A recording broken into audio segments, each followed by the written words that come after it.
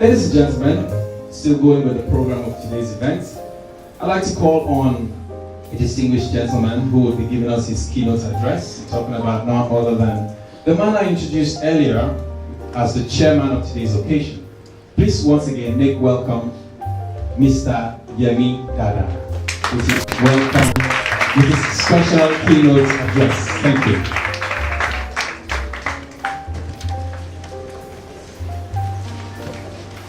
You're most welcome, Mr. Chairman.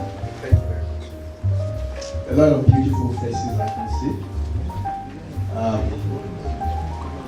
Good morning, ladies and gentlemen. I don't know why Joy decided that I should be the chairman of today's occasion. I am not a cabin crew. I have never acted as a cabin crew. Well, sometimes the lure is there when you fly and see them pick up the mic and brief. Occasionally, we have seen some of our CEOs try to brief passengers. And sometimes they hash a bit. Now they know it's a tough job to do. So, I think we should start by giving a big round of applause to Joy for putting this together.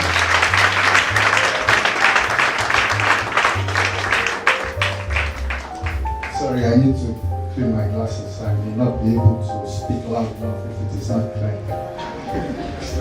Yes, and I don't want to mislead anybody if I don't see the future very well. The theme for today is that let your dreams take flight.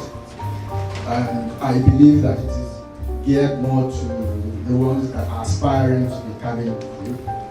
And this is more of a talk than an address of some sort. If I can see by show of hands who are the cabin crew already trained, qualified, probably flying, show of hands. Probably well, who are flown and who are certified,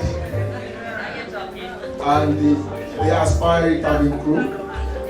Can I see by show of hands who are the aspiring cabin crew in the hall? Why is it that the hall is divided, right? So why do we have most of the certified cabin crew on one side and the aspirants on the other side?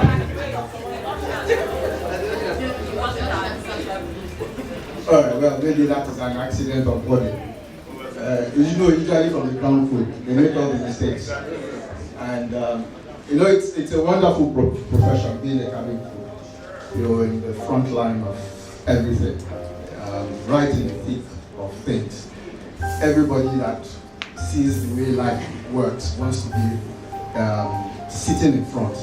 You want to have the front row seat. It's usually the best seat in the house. In times that things are good, and also in times when things get very dangerous.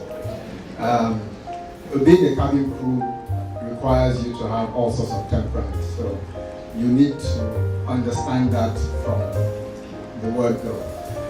Being a cabin crew, like Joy said in her speech, turns you into a first aider. So you are a nurse for first response. You are a psychologist. You calm people down, you take care of children. You are a firefighter. You're actually trained actively to fight fire. In addition to that, you have to be very fit. You do very long hours.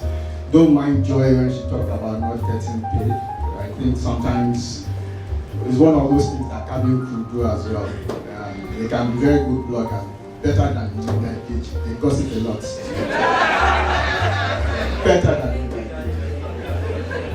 PhD. So it's one of those things that you learn. It's a special fraternity, a big family. Like the MC said, you can be here one day, you wake up in another place, and you really don't know where you are. But at every point in time, you are that focused, well trained, and your drills, like they call it, are current, and your instincts are very sharp. The security officer is you. You're also a commercial officer, because the revenues that you make sure that we get is what goes to pay everybody down the line. And you should chase the passengers away by frowning.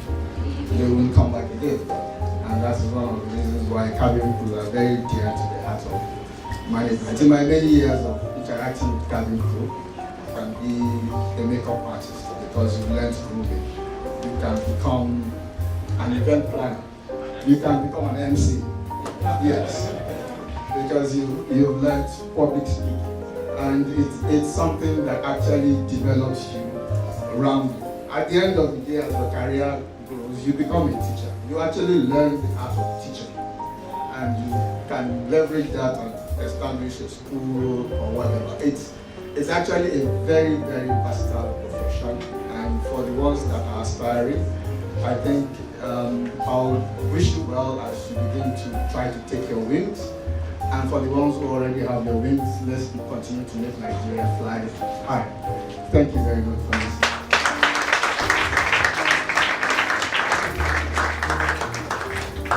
Thank you very much, Mr. Chairman, for that powerful keynote address. Another round of applause for Mr. Yemi. I've been able to understand that there's supposed to be an announcement on 3.